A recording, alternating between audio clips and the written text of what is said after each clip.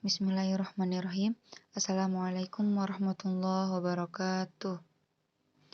Alhamdulillahirabbil alamin wa bihi nasta'in wa ala umuri dunya waddin wassalatu wassalamu ala asrafil anbiya'i wal mursalin wa ala alihi wa sahbihi ajma'in amma ba'du. Nama saya Siti Mawardal Zamaya dari Fakultas Agama Islam Program Studi Pendidikan Agama Islam Universitas Ibnu Khaldun. Di sini saya akan memaparkan terkait materi Islamic Worldview. Adapun beberapa materi yang akan saya bahas di sini, yang pertama, ruang lingkup Islamic Worldview, yang kedua, konsep wahyu, yang ketiga, konsep kebenaran, yang keempat, konsep Tuhan, yang kelima, konsep ilmu dan klasifikasinya, yang keenam, konsep manusia, dan yang ketujuh, problem epistemologi Barat. Adapun Islamic Worldview yang berdefinisi adalah kepercayaan, perasaan, dan apa-apa yang terdapat dalam pikiran orang yang berfungsi sebagai motor bagi keberlangsungan dan perubahan sosial dan moral.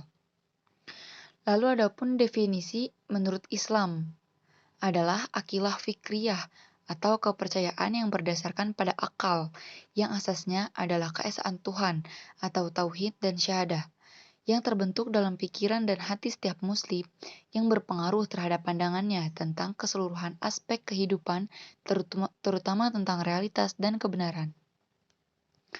Lalu adapun macam-macam cara terbentuknya worldview umum. Yang pertama yaitu konsep dunia, konsep kehidupan, konsep manusia, konsep nilai, dan konsep ilmu. Selain menurut umum, adapun cara lahirnya worldview ini menurut pandangan Islam. Yang pertama itu periode Mekah I, yang berurutan dengan konsep penciptaan ide tauhid, konsep etika, dan konsep tentang alam. Lalu periode Mekah kedua manusia. Yang pertama konsep ibadah, konsep din, ilmu, dan kenabian. Lalu ada periode Madinah yang beranggotakan konsep ummah, konsep ukhuwah, konsep daulah. Lalu ada perbandingan Islam dan Barat.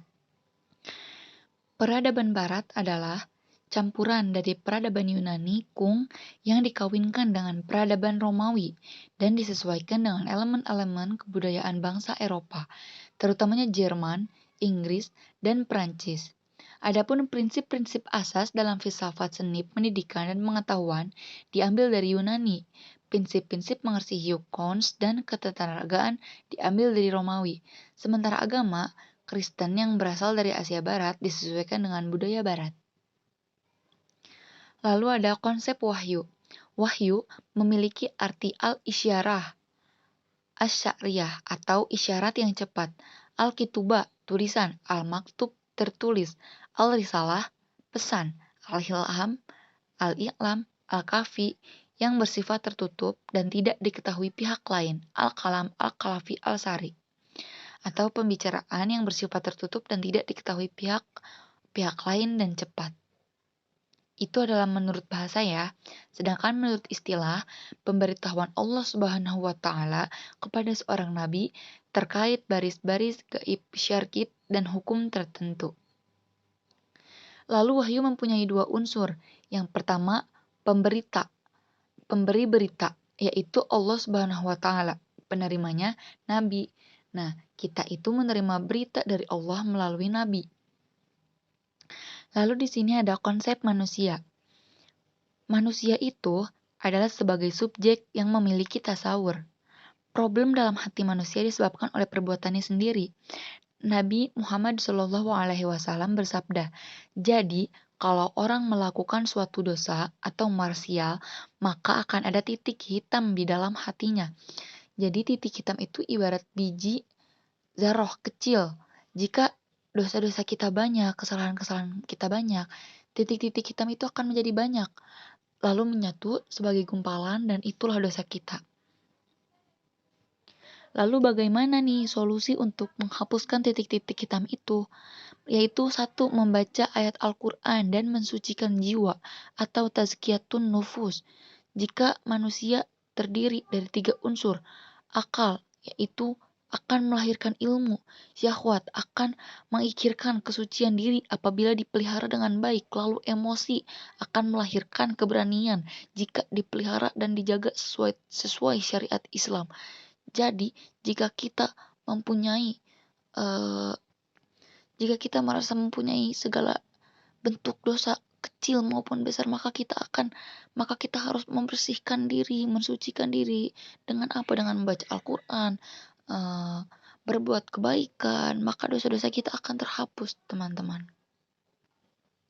Lalu adapun terkait problematika epistemologi Barat.